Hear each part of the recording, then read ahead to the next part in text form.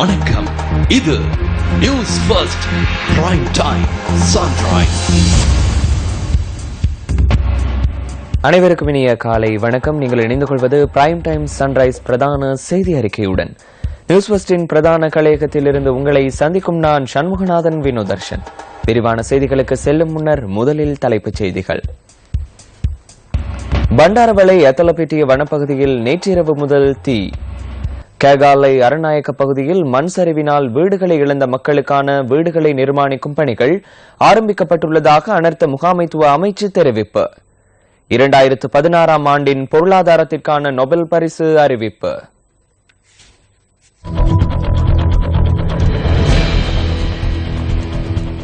பண்டாரவளை எத்தலப்பிட்டிய வனப்பகுதியில் நேற்றிரவு முதல் தீ பரவி வருகிறது. எத்தலப்பிட்டிய கேஷன் பிரிவில் இரவு 7 மணி முதல் தீ பரவியுள்ளதாக எமது பிராந்திய செய்தியாளர் கூறினார்.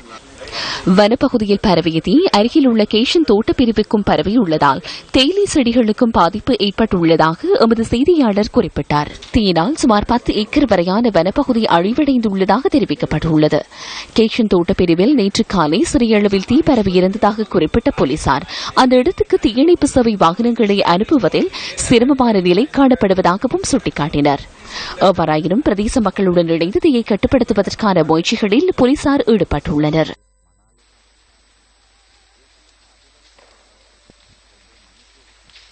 இதேவேளை ஹப்புத்தளை பெருகல மலை பகுதியில் தீ பரவியிருந்த பகுதியில் தற்போது புகைமூட்டம் தென்படுவதாக எமது பிராந்திய செய்தியாளர் தெரிவித்தார்.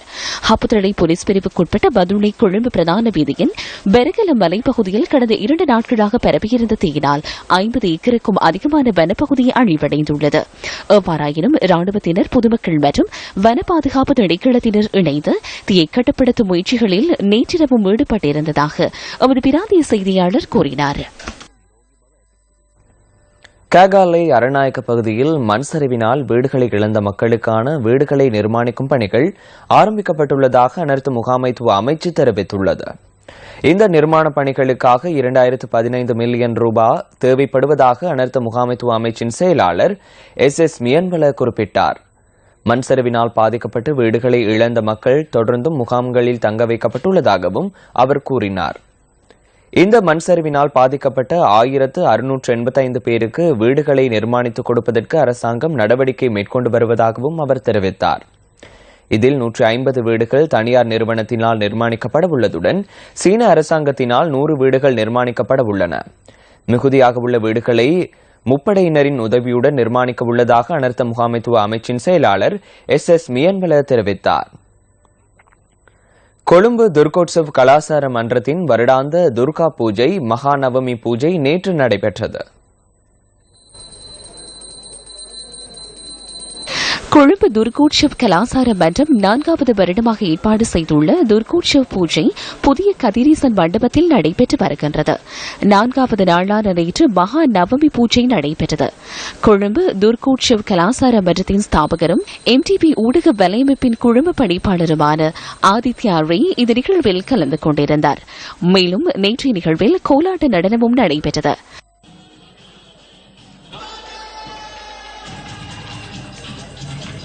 கடந்த சனிக்கிழமை ஆரம்பமான கொழும்பு துர்கோத்சவ் கலாசார மன்றத்தின் துர்கோத்சவ் பூஜை எதிர்வரும் 11ஆம் தேதி நிறைவடைய உள்ளமை குறிப்பிடத்தக்கது. புத்தளம் மாவட்டத்தில் நிலவியுள்ள கடும் வறட்சி காரணமாக மாவட்டத்தில் உள்ள 8 பிரதேச செயலக பிரிவுகளில் பாதிப்பு ஏற்பட்டுள்ளதாக மாவட்ட இடர் முகாமைத்துவ நிலையம் தெரிவித்துள்ளது. இந்த 8 பிரதேச செயலக பிரிவுகளை சேர்ந்த 12,180 குடும்பங்களைச் சேர்ந்த 45,641 பேர் பாதிக்கப்பட்டுள்ளதாகவும் இடர் முகாமைத்துவ நிலையத்தின் புத்தளம் மாவட்ட அலுவலகம் சுட்டிக்காட்டியுள்ளது. வண்ணாத்திவில்லு, பள்ளம, நவத்தேகம, புத்தளம், மாக்கும்பு கடவல, முந்தல், கருவளகஸ்வில, ஆனமடுவ பிரதேச செயலக பிரிவுகளில் அதிக எண்ணிக்கையானோர் பாதிக்கப்பட்டுள்ளனர். வறட்சியினால் குடிநீர் தட்டுப்பாட்டை எதிர்நோக்கியுள்ள மக்களுக்கு பவுசர் மூலம் நீர் விநியோகிக்கப்பட்டு வருவதாக புத்தளம் இடர் முகாமைத்துவ நிலையம் குறிப்பிட்டுள்ளது. ஆயினும் தமது கிராமங்களுக்கு பவுசர் மூலம் நீரை பெற்றுத் தருவதற்கு அதிகாரிகள் உரிய நடவடிக்கை எடுக்கவில்லை என பாதிக்கப்பட்ட மக்கள் சுட்டிக்காட்டுவதாக எமது பிராந்திய செய்தியாளர் தெரிவித்தார். யுத்த கால பகுதியில் இடம்பெயர்ந்து தமிழகத்தில் அகதி முகாம்களில் வாழ்ந்து வந்த இலங்கை அகதிகள் 30 பேர் எதிர்வரும் 18ஆம் தேதி நாடு திரும்ப உள்ளனர். ஐக்கிய நாடுகளின் அகதிக்கான உயர்ஸ்தானிகர் ஆலய வசதிப்படுத்தலின் இலங்கை அகதிகள் 30 பேரும் நாடு திரும்ப உள்ளனர். இவர்கள் தமது சுயவிருப்பின் பேரில் மதுரையிலிருந்து நாட்டிற்கு வருகை தரவுள்ளதாக சிறைச்சாலைகள் மறுசீரமைப்பு மற்றும் மீள்குடியேற்ற அமைச்சின் செயலாளர் வேலாயுதம் சிவஞான ஜோதி தெரிவித்தார். நாட்டிற்கு வருகை தரவுள்ள 30 பேரில் 13 ஆண்களும் 17 பெண்களும் அடங்குகின்றனர். இவர்கள் முல்லைத்தீவு, வவுனியா, மன்னார், மாத்தளை மற்றும் திருகோணமலை மாவட்டங்களில் மீள குடியமர்த்தப்பட உள்ளதாகவும் அமைச்சின் செயலாளர் குறிப்பிட்டார். இந்த அகதிகள் தமிழகத்திலிருந்து நாடு திரும்புவதற்காக இலவச பயணச்சீட்டுகளை ஐநா அகதிகள் உயர்ஸ்தானிகர் ஆலயம் வழங்க உள்ளது. அத்துடன் சமூக ஒருங்கிணைப்பிற்கான நன்கொடை, போக்குவரத்து செலவுகள் மற்றும் உணவல்லாத நன்கொடை என்பனவும் அகதிகளுக்கு வழங்கப்பட உள்ளன. 2011ஆம் ஆண்டிலிருந்து இதுவரை 1863 குடும்பங்களைச் சேர்ந்த 5110 அகதிகள் தமிழகத்திலிருந்து நாடு திரும்பியுள்ளனர். இந்தியாவில் உள்ள 109 அகதி முகாம்களில் மேலும் 64,000 இலங்கை அகதிகள் தங்கியிருப்பதாக சிறைச்சாலைகள் மறுசீரமைப்பு மற்றும் மீள்குடியேற்ற அமைச்சு தெரிவித்துள்ளது.